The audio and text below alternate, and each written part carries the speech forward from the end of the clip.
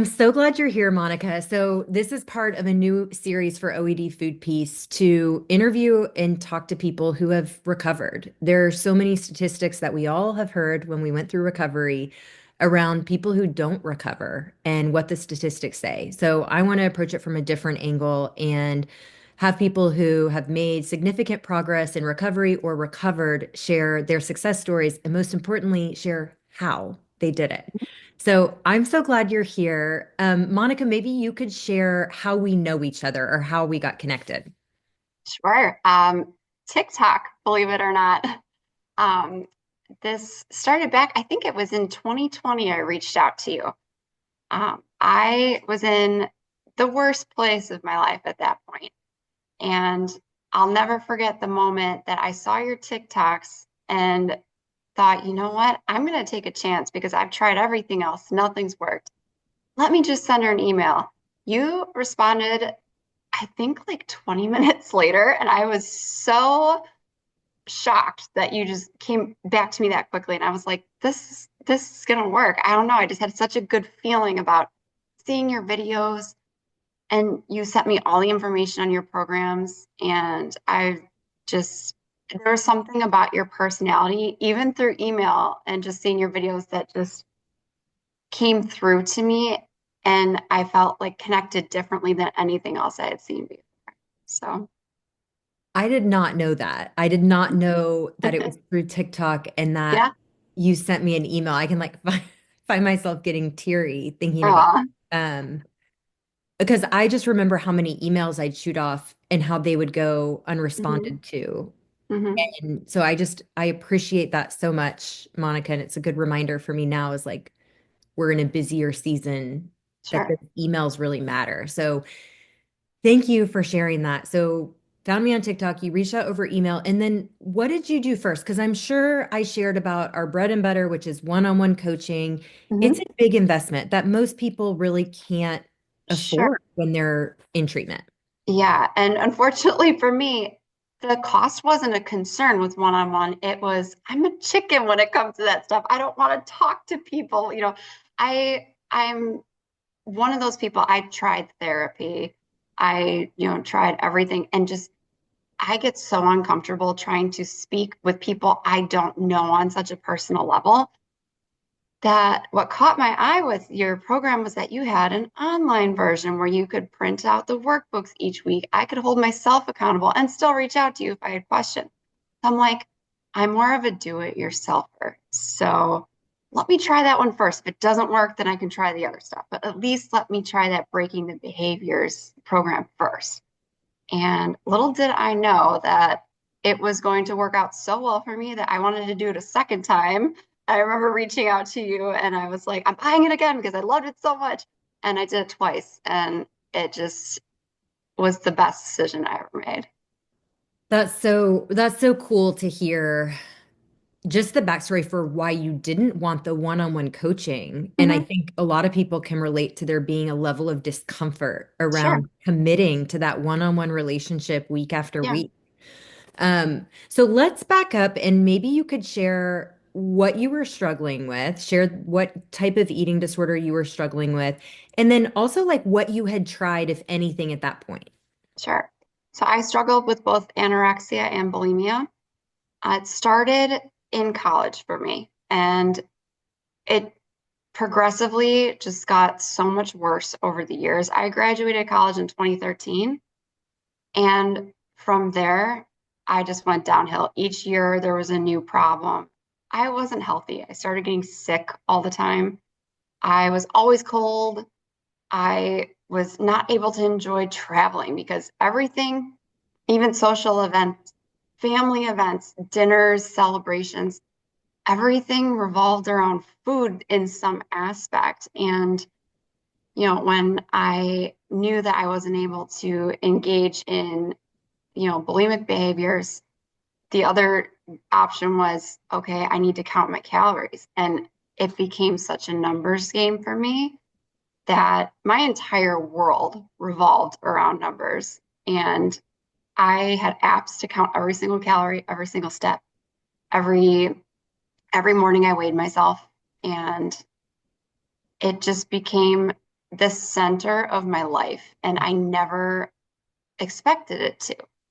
And I just felt like I didn't have the brain power or even the space in my head anymore because that took up all of my brain power. I didn't have the space to give anything left to my family. And at the time, my boyfriend, who I love so much, it was just exhausting. I was always tired. And it was just such a big impact on my life. And I had tried, you know, I tried deleting the apps. I tried not weighing myself. I tried thinking, well, you know what? Well, that's what they all say, just eat. Just try not counting things. I tried talking, to a few different therapists, and I just never jived with them. When I would sit down and talk to them, I always felt embarrassed. And the one thing I knew my family knew on some level, but I never came out and said it. So, my first step when I was like, I've tried everything, this is hopeless, I'm going to die this way. And then I saw your videos and I was like, well, I mean, I could try it because what else is left? You know, I I might as well just try it. And once I did, I realized I think it's going to work this time. And I was just had such a weird shift in the way I thought about it. And it was just something about my connection with you and just the program itself, seeing how I can do it on my own time and that I wasn't going to be judged through it. That's how it all kind of took off. And I'm a very stubborn person. I am very pessimistic, or I was at least. And instead of saying this is never going to work, I decided to hold myself accountable and say, this is something new that I've never done before. Let me try it. Wow. So a shift in your thinking Hmm. before you tried it, it Hmm. sounds like was really important. Yes. I'd love if you could point to, it sounds like the program and it being do it yourself, like that was a win for you and that Hmm. suited you well. Sure. As you look back, and we'll get to like where you are now, but as you look back at your journey, what are the top two needle movers for you? Like what can you point to that really shifted things for you that you did that changed your course and moved you towards freedom? The first one was the hardest thing I feel like I've ever done in my life.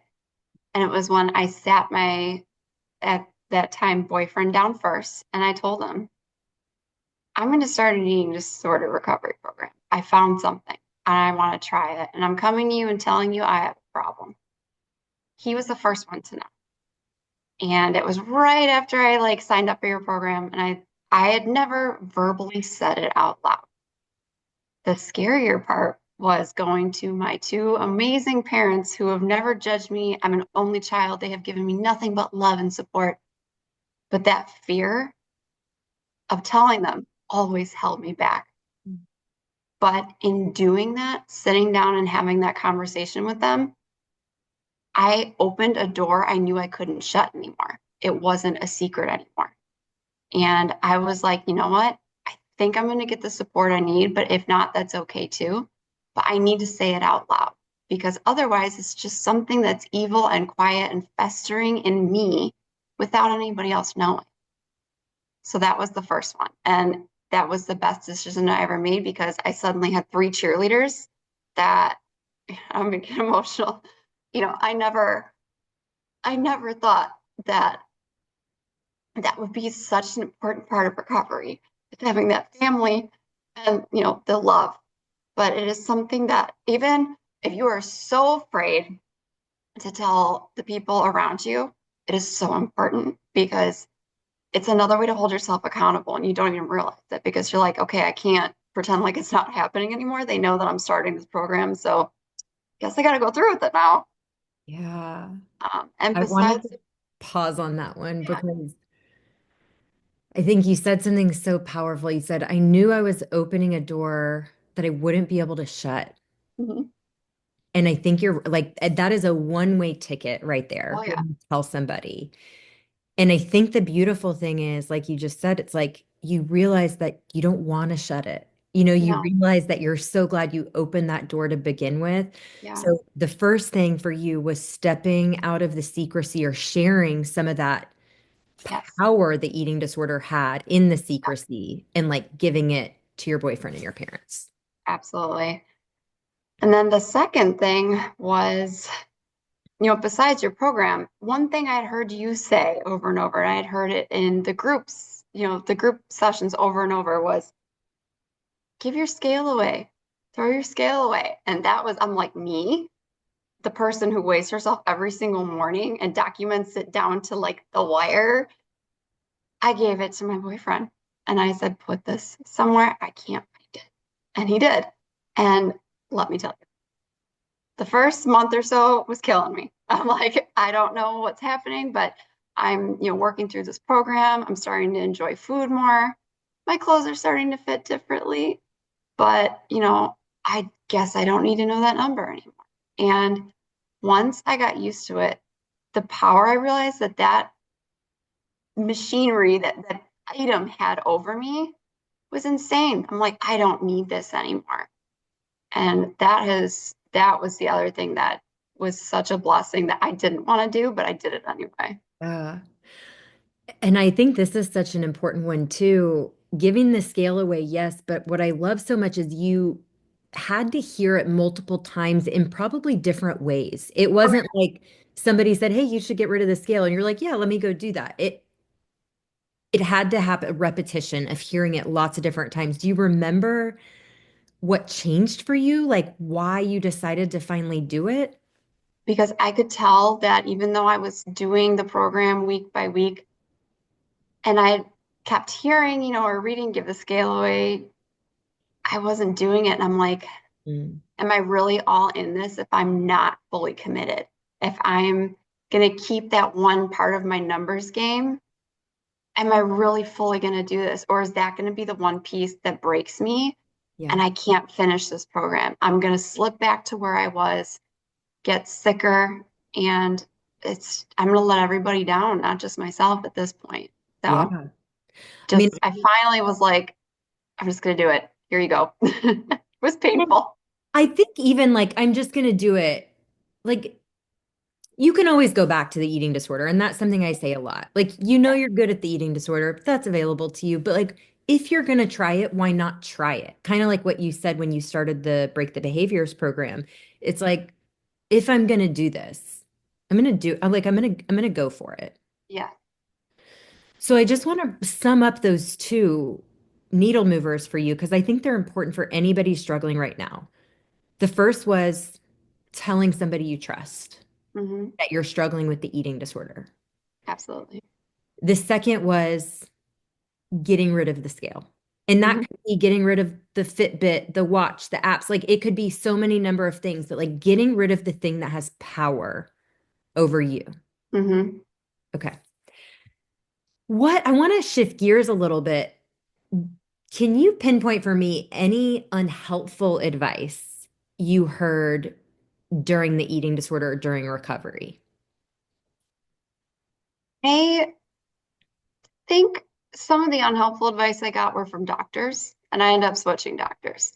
And that was, oh yeah, you always seem kind of thin to me, but you just need to cook more for yourself. And you know, what my doctor didn't know was that, and it was an unfortunate thing, is that I would find ways to trick the scale when I go to my appointments and look like I weighed a bit more than I did. And you know, that people who don't go through this don't understand and they don't have that kind of perspective. And that is something with your program that has helped more than anything is that it's full of people who have gone through this. They understand that part of their brain is turned on that other people don't experience.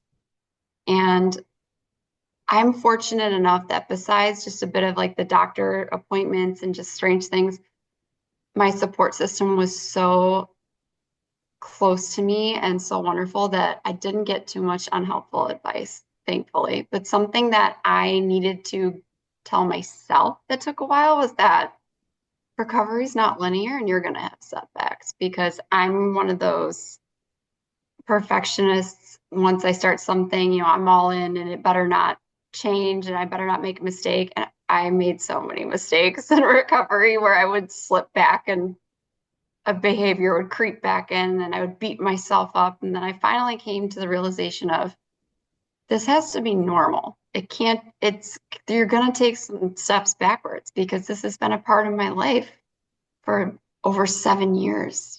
That's not something that's just going to go away overnight. I I so appreciate you sharing that part about the doctor bit too. Hmm. 'Cause I think, yeah, people relate to getting unhelpful comments, and it's not limited to doctors. It can be anyone around you. And I want to add a little more context and color because at that time, you were coming to the support group that's Yeah. hosted weekly.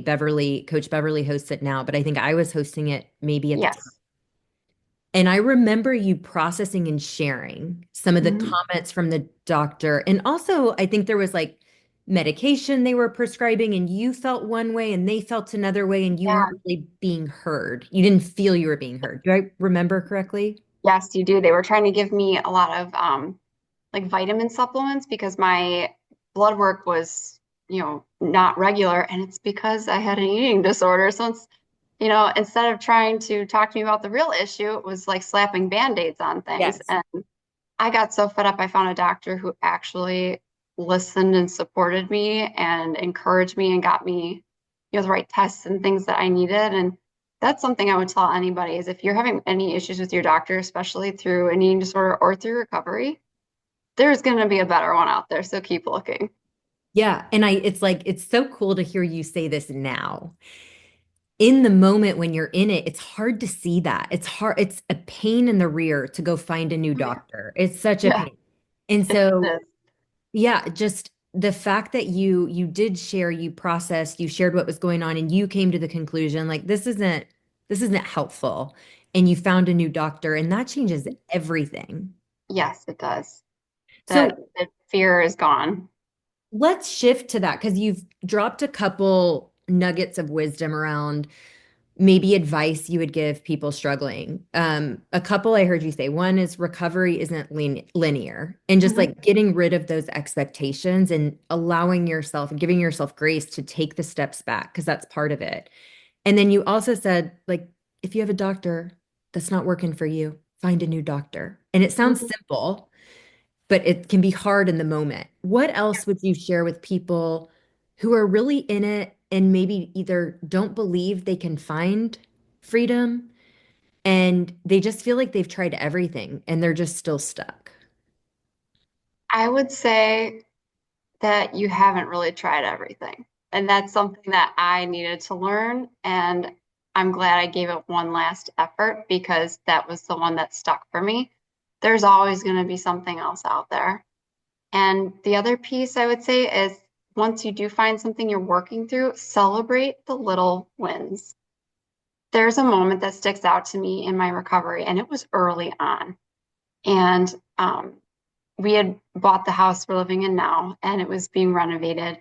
And my dad came straight from work and was here to help with some of the installation, and we ordered pizza. Something that I was finally letting myself have and not counting the pieces and not worrying about, the calories in it. And I just had this sweet moment where I looked up and it was just me, my boyfriend, my dad, and we're all just laughing and having this pizza. And it was just like this breath of fresh air that I'm just enjoying this moment with people I love. And what's on my plate in front of me doesn't matter. And I wrote that down in my workbook for that night. And I was so proud of it. I went back and I would look at it all the time. So just celebrate those little wins. Once you do try something that, you know, you're going to try to be consistent and make it work for you. I have a visual in my mind of forgetting what's on your plate, like, because you're Yeah. so connected with the people and the conversation and the Mhm. laughter that it's like the food is secondary, third, fourth, like you're just not even thinking about it. Yes. Um, so where are you today with your Oh man, relationship with food? Maybe just give us an update with where things are now. I am married. I am 29 weeks pregnant with a baby girl. And I am in the happiest place I have ever been. And food is an afterthought. We travel a lot. We went to Boston and New York this year, and something that used to scare the heck out of me, planning meals on trips is something we didn't even do. It was like, oh my gosh, let's go here, let's stop here. You want ice cream, whatever. That freedom is something younger me never, ever experienced or thought I would have. And now it is a normal part of my everyday. I don't look at labels. I can't tell you how many calories I've had in the past years. It's just every social event. I just had my baby shower, and it's just about the people and the love around you. It's not about the food anymore. That becomes something that just stops having that hold on you. And that's something I just hope that anyone who's struggling can find, because it is a type of peace that I've never experienced before. And it is so beautiful. And first of all, congratulations that you're Thank you. married and you're pregnant. And most importantly, you're just happy and at peace. Yeah. And I think like peace exists, happiness exists. I think there's a different level of peace and happiness when you've been through the pain that you've Hmm. been through, the appreciation and gratitude that you have. Again, I like can feel the tears coming. Like even you just describing that moment with your dad and your boyfriend, it's like I don't think anybody would give that a second thought. Like your dad and your boyfriend might be like, this is a nice moment, but they Yeah. have that same level of like, this is it. Like this Yeah. is what I fought so hard for was to not think about the pizza, you know? Yeah. So Something I so simple that just means so much. totally. So when I just am sitting here, I see the happiness and the joy, but I also just like believe that it's in every fiber of your being because of what you've been through. Yes. Um, And I owe it all to you. I have to tell you that, because without finding you, I don't know where I'd be. And your program and your support just changed my whole world. And I'm so grateful for you. Thank you. Thank you so much for that. I passed that along to my coaches and my teachers. So thank you for that. And I'm so glad you were such a light to the support group and everybody in there. And I know other members, same, like they gave you support and guidance. But Mhm. I'm so grateful for the time that you came to the support group. Um, if people want to connect with you, if people have questions, where can they find you? Can they reach out to you? Facebook, Instagram, and if you want in your YouTube, I can give you an email address. They can reach out to me and write to me. I'm always open to talking to people about this. This is something that I kept a secret for way too long in my life, that now I would love to shout from the rooftops at how great recovery is. So anyone who wants to reach out to me and talk, I'm available. Awesome. I'll link your Instagram in the notes and your Facebook Yeah, so people can reach out and DM. And to be clear, you're not working in this field currently, but you're there if people just want to talk and you yeah, just share your story. absolutely. Any wisdom I can pass on to somebody else who is in a spot I used to be, what a blessing that I can do that and pay it forward. Thank you so much, Monica. I'm so appreciative.